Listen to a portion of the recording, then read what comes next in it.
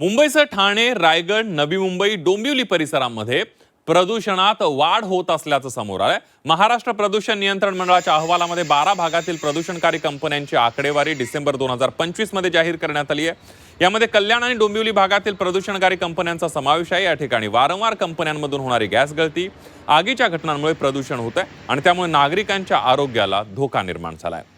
याचाच आढावा घेतलाय आमचे प्रतिनिधी आतिश भोईर यांनी। ठाणे त्याचप्रमाणे मुंबई, नवी मुंबई, रायगड या परिसरामध्ये सर्वाधिक जे आहे प्रदूषणाचा प्रमाण जो आहे समोर आलेला आहे। राज्याच्या आर्थिक पाहणी अहवालात महाराष्ट्र प्रदूषण नियंत्रण महामंडळाच्या कार्यक्षेत्रातील 12 भागातील प्रदूषणकारी कंपन्यांची आकडेवारी जी आहे ती 2025 मध्ये जाहीर करण्यात आलेली आहे।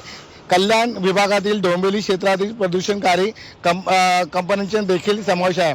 डोंबिवली विभागातील वारंवार कंपन्यांमध्ये मोठमोठे स्फोट होत असतात, त्याचप्रमाणे गॅस गळती देखील होत असतात। त्यामुळे मोठमोठ्या आगी देखील लागलेल्या आहेत।